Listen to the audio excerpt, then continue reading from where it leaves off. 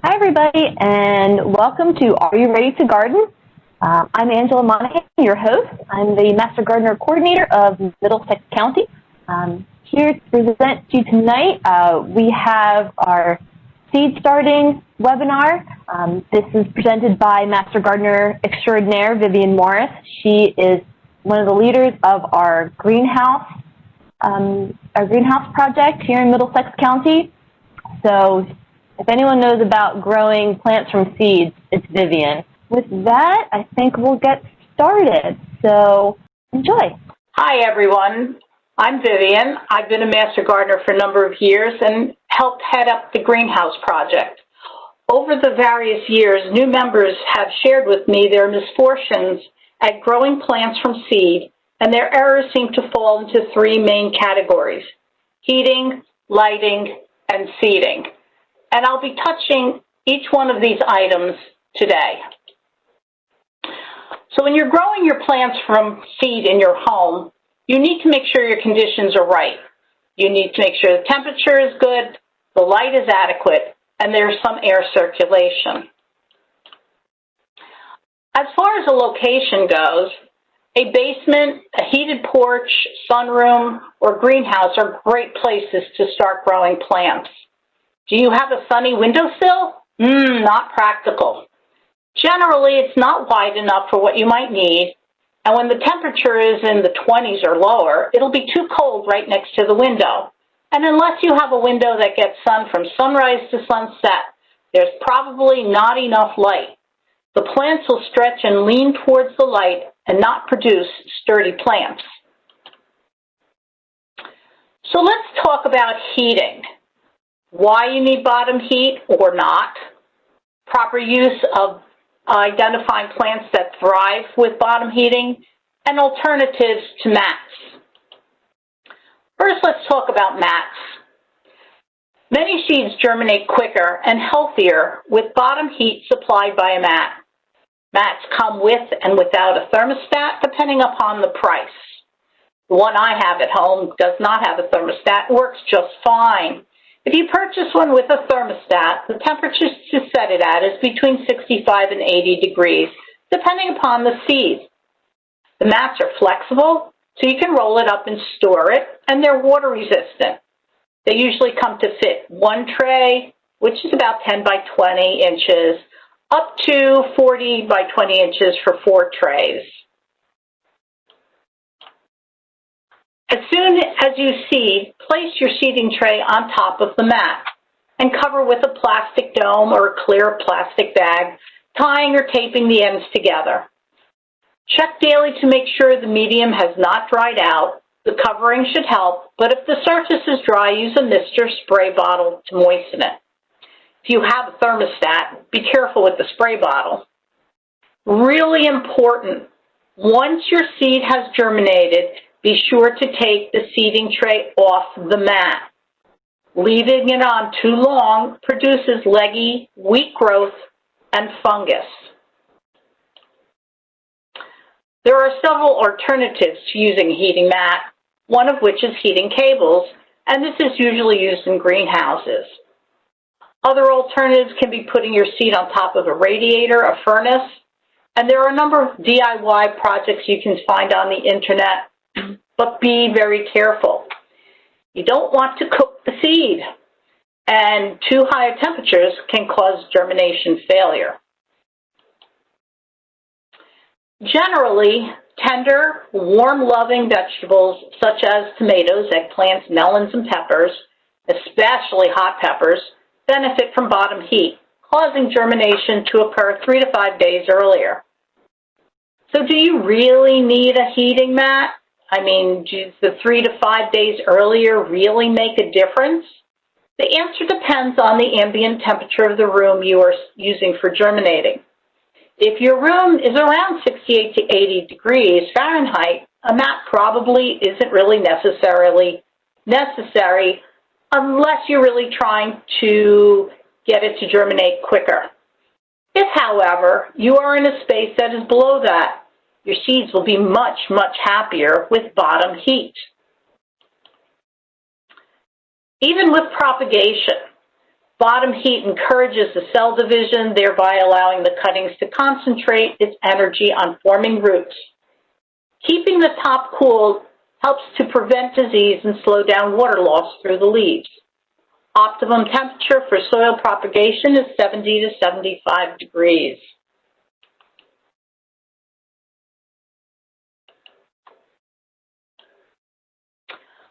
Now let's talk about lighting, which is frequently one of the biggest problems that people have. There are various types of lighting, and you need to select the best light to optimize the growth. So how much light do I need? There are many costly grow lights on the market, but if you want something less expensive, look for shop lights that say full spectrum or cool white.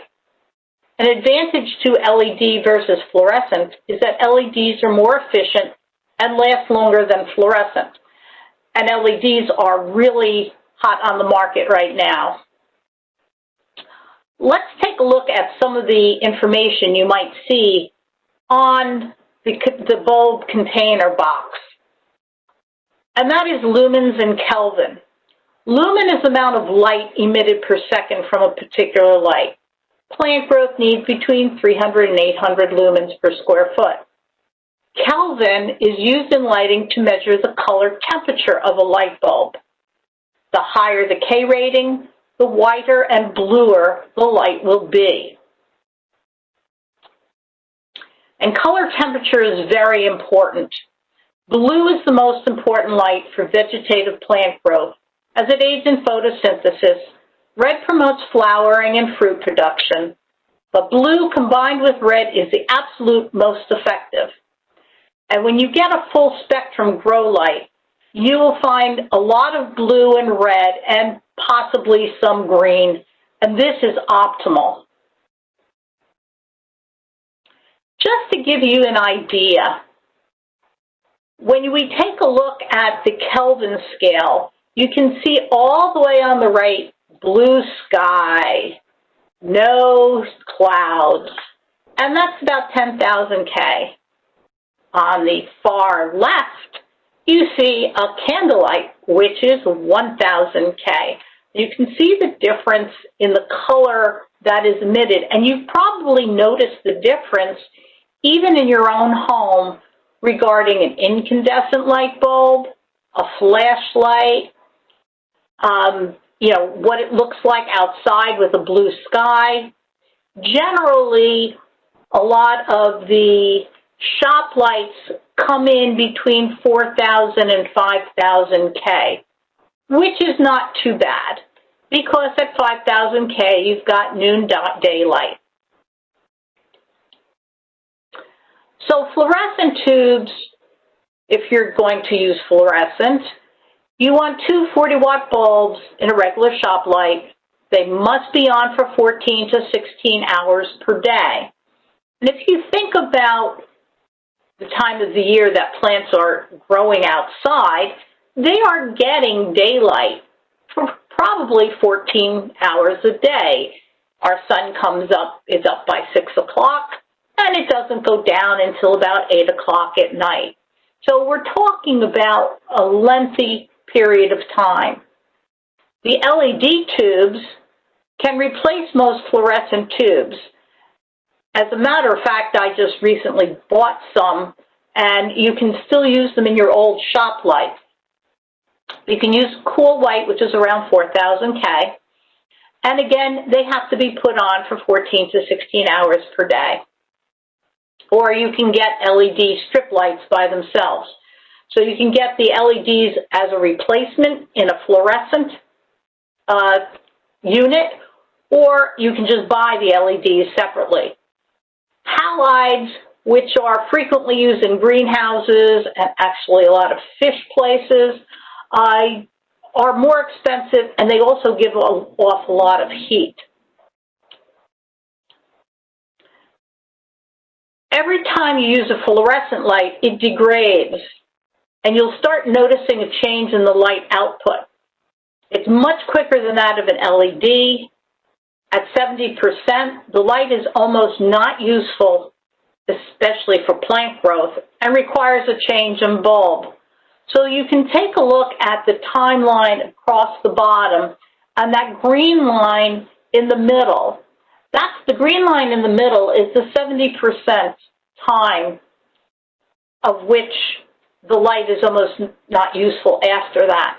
So you can see the LED, which is the blue, has a much longer lifespan to reach that 70% than the fluorescent lights. And you probably, again, have even noticed this if you use fluorescent lights, that it tends to start getting dimmer and dimmer. You may be able to still use it if you're just using it in a shop or in a classroom situation or in a home, in the laundry room, for example. However, it does start to degrade fairly quickly if you want to call about 25,000 hours quickly. But again, your LEDs do last much longer, and that has been one of the benefits of just using LEDs in general, aside from the fact it gives us a lot less heat and it is cost effective. So how do you secure your lights above your trays? For germination, your light should be suspended 3 to 6 inches above the plastic lid. Be careful you don't have it too close to melt the lid. Again, it depends upon what kind of lighting you're using. What I'm showing you here is actually my own fluorescent light that I have used for years. And you can see how it's suspended on the left side with a hook so that I can adjust the height of the lights above the tray. After germination, you want to raise the lights so that the lights are not touching the leaves, because after germination, you're going to take the plastic lid off and you're just going to let everything grow. But you don't want the light to be too close to the plant for fear of burning the leaves. So use some sort of hook adjustment so that you can raise and lower the lights above your plants. For air circulation, once your plants have germinated, you want to make sure there is good air circulation. Use a small fan set on low. This will generally avoid fungus growth as well as strengthen the plant as it simulates a breeze that the plant will encounter outdoors. Once you have everything set up, now what do? Well, where to get the seed? You can send for catalogs or visit them online. The possible benefit of a catalog is that it may give specific growing information for your plant. Really important, choose a reputable supplier. You are more likely to get high-quality seed, which will offer a better germination rate.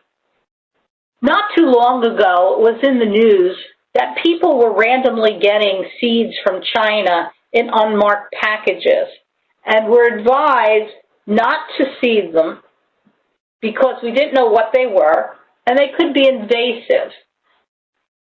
My policy is if I'm going to grow the plant for its fruit or to eat it if it's a lettuce type, I'm going to make sure that I will get it from a reputable supplier. If it's for something that's more decorative, I might get it online.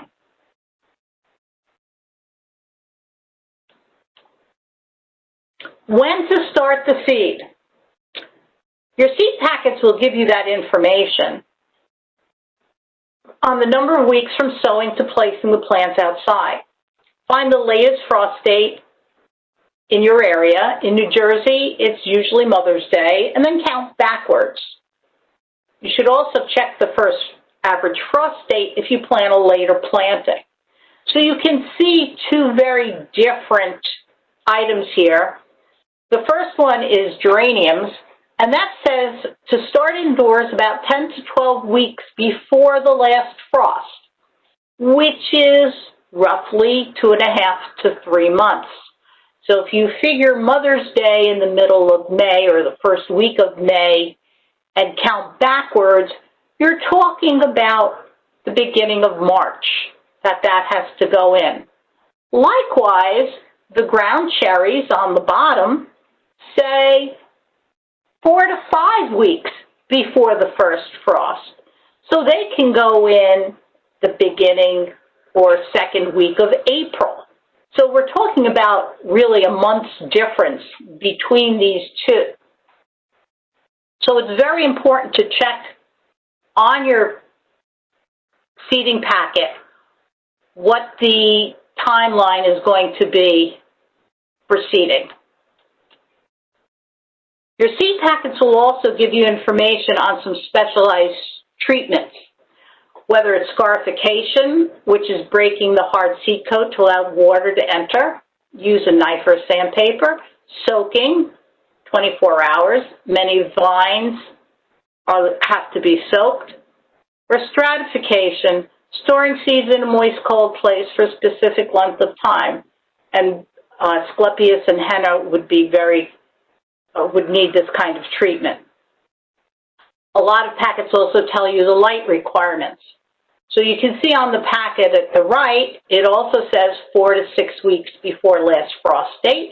So that would put us at the beginning of April here in New Jersey. And it says to nick the shell to speed up germination.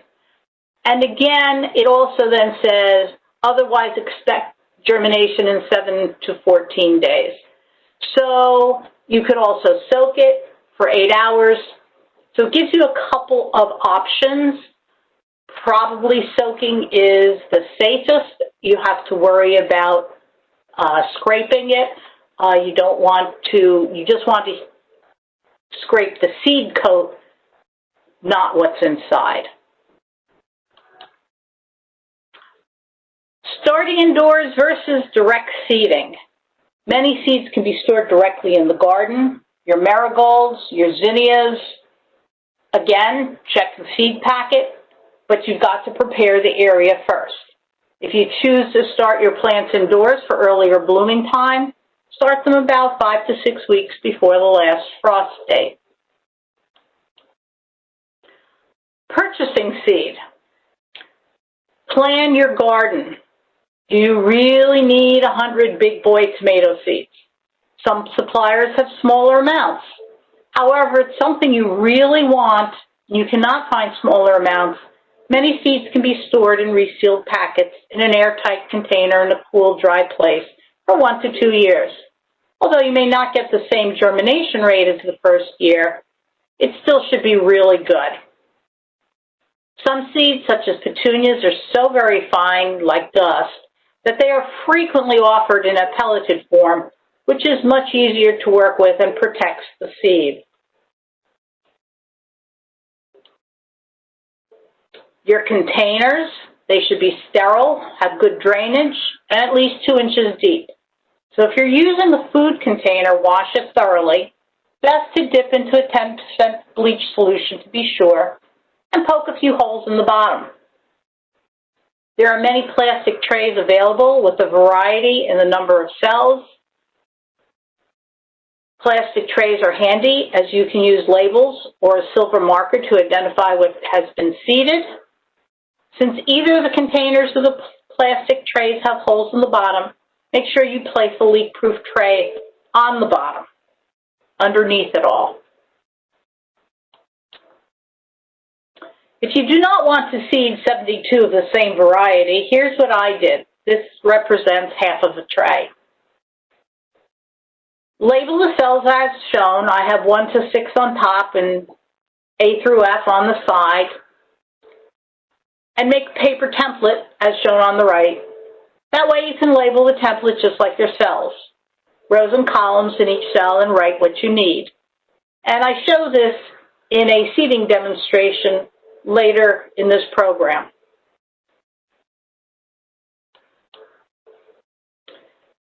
Peat pots, which are compressed peat moss, can also be used either filling with growing medium or compressed pellets, which will expand in water. The pellets can also be used in a small food container, like a yogurt or butter or paper cup. Once again, be sure to place a leak-proof tray on the bottom. You will need plastic or wood sticks to put in the pots to identify what has been seeded. These can be found at most of your local big box stores or garden centers. Your growing medium should be soilless. They are lightweight, sterile, well aerated when wet, hold moisture and nutrients, usually a mix of sphagnum moss and vermiculite or peat and perlite. Please do not use garden soil as it is too heavy, and it may contain weed seed and disease. It's very worthwhile to go out and buy a little bag of mix, which actually goes a pretty long way. So, it is time to sow. Do you have everything you need?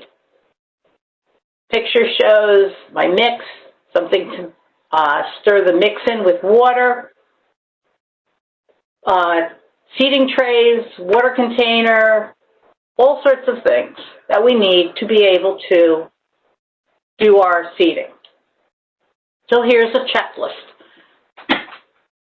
Our containers and pots and a small basin or bowl, and that's to be able to put our mix in and mix the water.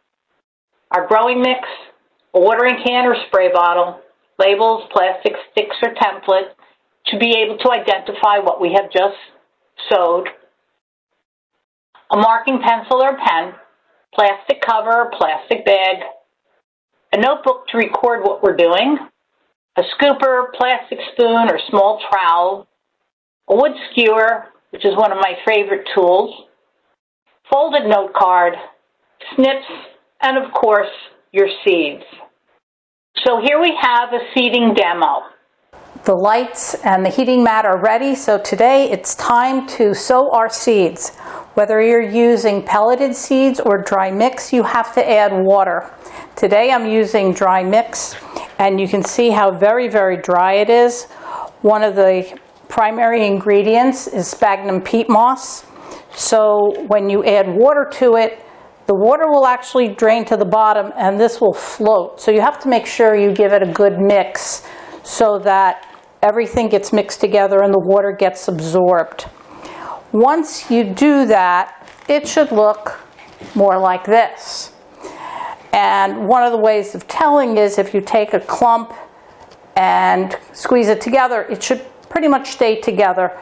You don't want to be able to see any water dripping out of it, then you know you've got a little bit too much mix in it. So whether you're using a margarine container or plug trays, you're pretty much going to be doing the same. You have to take your mix and you have to fill them. So I have started already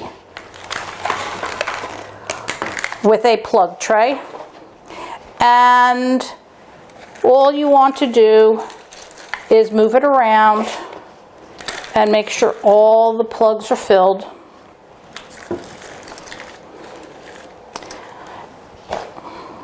Don't have to be too careful because you're going to fuss a little bit with it in a moment.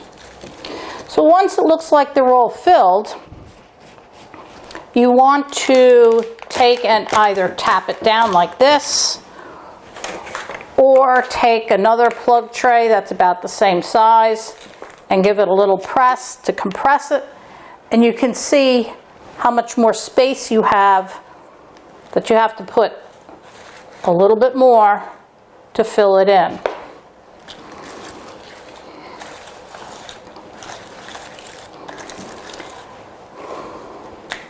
And you may want to do that a couple of times just to be sure it's compressed and all the air pockets have been removed.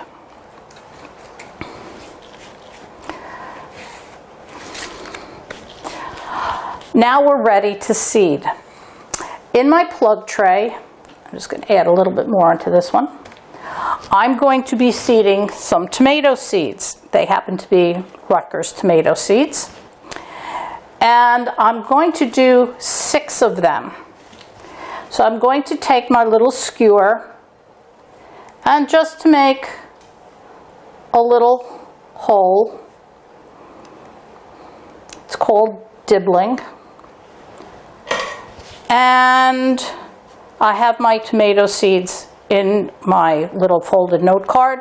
One thing you want to make sure about is never to touch seed. There's a lot of reasons for that. One of which, you may have a virus on your hand that you could transfer to the seed. A lot of seed is coated. You don't want to touch that and then touch your face or rub your eyes or something. And especially if you're working with hot pepper seed. Hot pepper seed, I know people who just touch the seed and their fingers start to burn, much less try to get it on your face.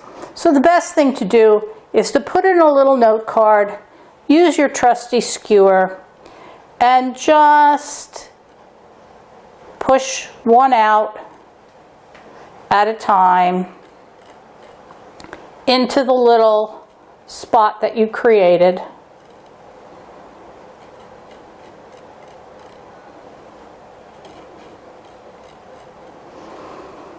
Now, tomato seeds do need to be covered. So I will, now if you notice, I'm using columns 1 and 2, rows A, B, and C. So before I go any further, I'm going to take my sheet, and on here, I'm going to make sure I identify where I put them.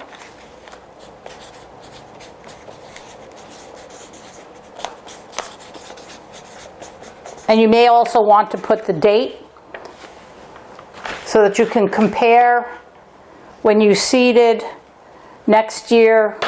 You want to do it a little bit before, a little bit after, and see what happens. We've got our seed in. I'm just going to lightly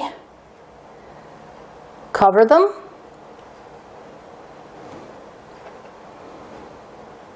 And what I can do is use the rest of the tray for whatever else I want to seed. If I want to put peppers or eggplant or any kind of annuals, I can have the rest of the tray to use.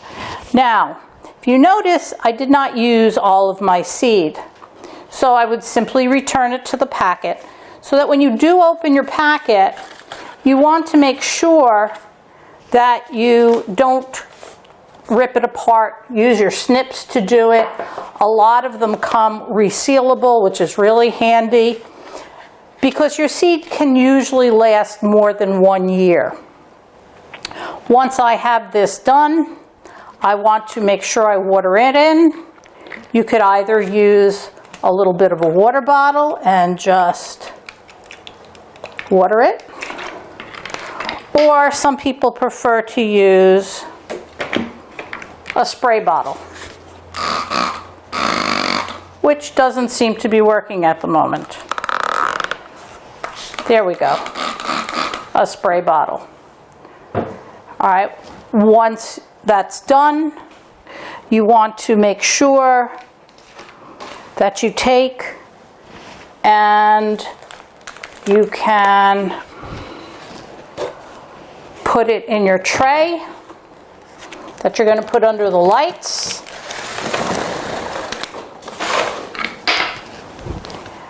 And you're going to cover it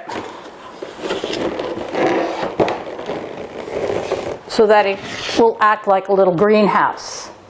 Now, if you don't want to use a plug tray and you just want to use whatever you have hanging around, this happens to be a butter container, fill it with your mix. Again, tap it down. You can see how far down it went. So I'm going to put a little bit more mix in it.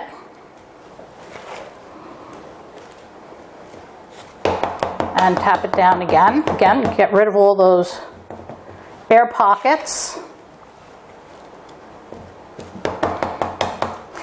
And this time, I'm going to use my little note card and I'm going to make a little indentation.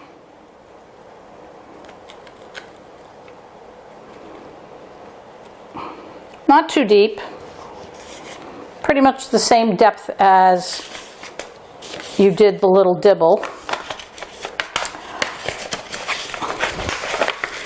Get some more of my tomato seeds.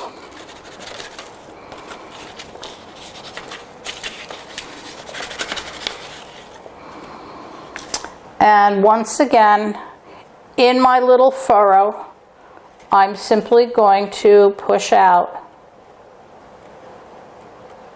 And I'll do 1, 2, 3, 4, 5, 6. And the nice thing is if you overshoot it, you can use your little skewer to get things in place. Again, you want to cover it.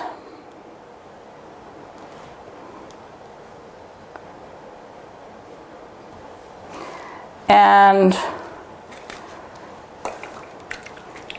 water it in. Now, if you don't have plastic lids and trays like that, you can use plastic bag. Work makes a great little greenhouse.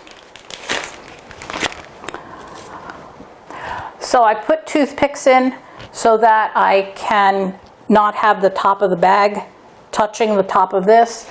I can also, either with a label, a sticky label or a pen, I can write on here, Rutgers tomato. And I could also put a stick in here so that I know what it is. And the stick says tomato Rutgers. Again, you could put the date on here so that you know when you seeded it. Tuck it into the plastic bag, which makes a great little greenhouse. And then you don't have to worry about putting a tray underneath because the plastic will protect. You want to leave the bag open a little bit. And for the most part, you'll go a few days without having to do anything. You'd want to check it daily to make sure that the top is moist. If it's not, again, use your little spray bottle or water bottle and just lightly water it. And then you can wait for it to germinate. To recap on the seeding demo, you want to moisten your seed mix or pellets, fill your containers, using another of the same size, pressing down or tapping the container to compress the mix and remove air pockets. Carefully open your seed packet, make sure not to touch the seed, place a small indentation or furrow in which to place the seed, pour a few seeds into a note card and skewer, and use your skewer to pry out seed into each of the indentations or a few in the furrow. Check on the light requirements to determine if the seed needs to be covered. Label the pot with the plant variety and water it in. If you have very small seed, you will need to broadcast. Gently tap the packet so only a few seeds come out as you move around the pot. Obviously, you will have more than one plant in the pot and will have to transplant after germination. So this is a little demo on how you can broadcast seed. I'm showing it on a paper towel so that you can see the contrast of the seed. Well, if your seed is really, really tiny, and we call it like dust, you may need to do broadcasting instead of being able to use your little skewer and popping the seed out. It might just be much, much too fine to do that. So I'm going to demonstrate this using some basil seed on a white background so that you can see how it works, and because you wouldn't be able to see the basil seed in against the mix. So we start the same way. Now I'm using basil seed because it is fairly fine. The other thing you want to be careful about is check to see how many seeds are in the packet. If the packet says something like 200 seeds, you're not going to want to seed 200 seeds in this little spot, even though it might look like a teaspoonful worth of seeds. Not possible. So being able to broadcast, what you can do is just take as much seed as you're going to need, and actually I think I have a little bit too much, all right, and put it in your pack. That way you're sure you don't totally overseed. So when you have it in the packet like this, in your note card, simply take, I'm just going to use the skewer, and just lightly tap until your seed starts coming out, and just go back and forth.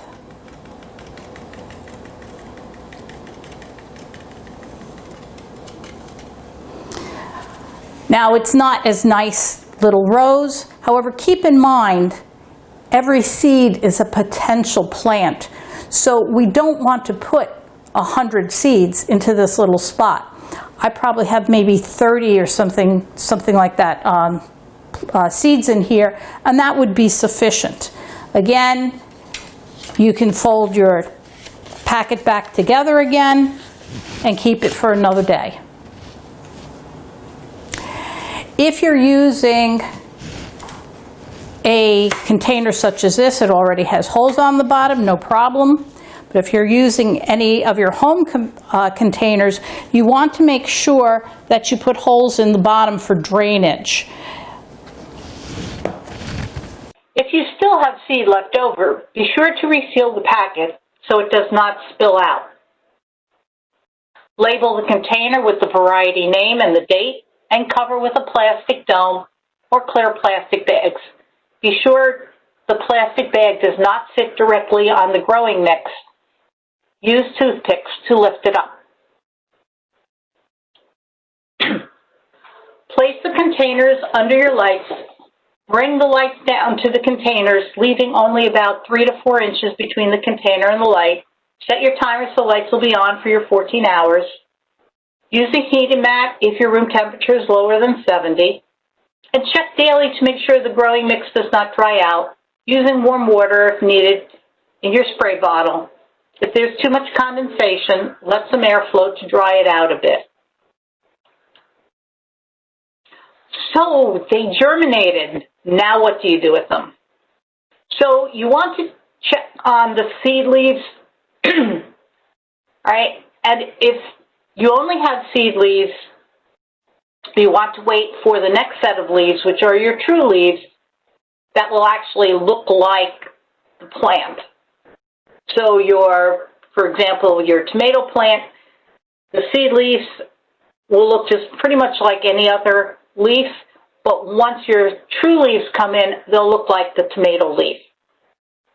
As soon as you have germination, remove from the heating mats. After most of the seed has germinated, remove the plastic lids. Check several times a day to make sure the growing mix is not drying out. You may need to water only once a day, or depending upon the room temperature, more than once. Use the spray bottle to water, as it is gentle and will not drown the plants. So I have a little transplanting demo next. So you've had your seeds under the lights, on the heating mat, they germinated, they now have their second set of leaves. This was somewhat broadcast. This is basil plants, and now it's time to be able to transplant them. If you do something in plug trays, depending upon what you're seeding, you might be able to leave it in the plug tray till you bring it outside. But certainly, if you have plants that are sharing one container like this, they really do need to be separated.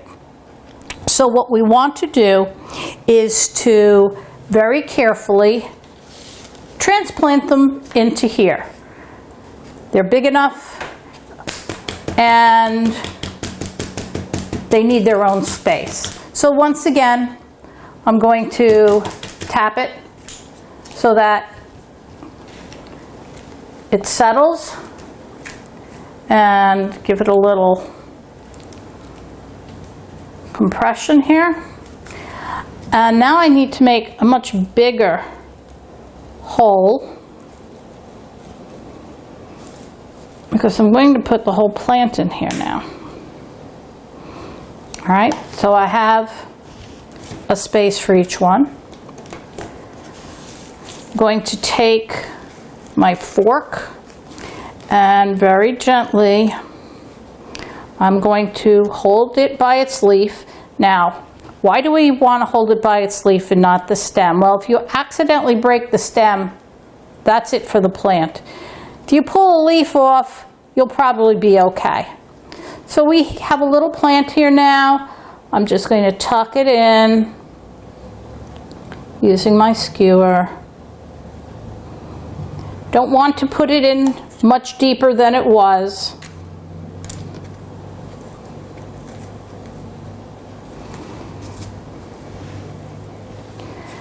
Go and grab another one.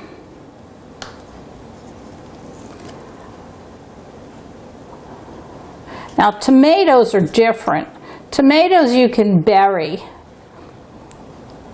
up to probably the first set of leaves, but just about everything else you can't. And sometimes you have to kind of gently coax it out, because there's this point of time between when it's got its second set of leaves, or its true leaves, and when all the roots get tangled up together. So I'm just going to add a little bit more since I compressed it.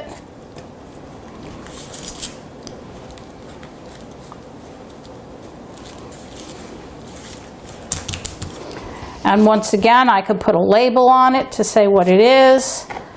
I have a stick that I can put in there.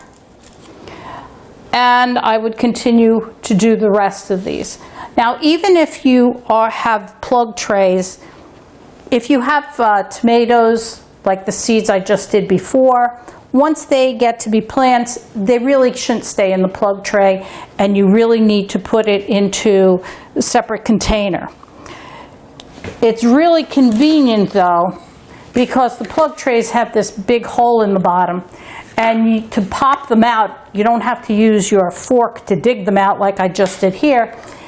You can just take a pen or pencil or something and just push them through, and they'll pop out quite nicely. So once you have them all transplanted nice, this is where they're going to stay until they get put outdoors. One last thing, just as with everything else, as soon as you finish transplanting, you don't have to cover with plastic anymore, which you shouldn't have had for a while, but you certainly want to water them in. So you want to make a hole in the media into which the seedling will be planted with your skewer. Slip the seedling roots into the hole using your skewer. Make sure you label your pot. Cover the roots with media and water. If it is a tomato plant, you can bury the stem up to the seed leaf. As far as moving the plants outside, it's called hardening off. About 1 week before you want to plant them in the garden, take them out during the daytime or place on an enclosed porch or cold frame. Watch the temperature carefully. If there's going to be heavy rain, do not put them out. Also, if the nighttime temperature drops below 55, bring them in. Don't stress out, and happy planting. Wow, that was great. Thank you, Vivian. Thank you, everybody, for joining us this evening. Thank you, Vivian, for your wonderful presentation. Thanks, Dave, for your technical expertise. Thank you to our county commissioners, Rutgers Cooperative Extension, and Rutgers University for all of your support. Thank you all, and hope to see you next week. Bye now.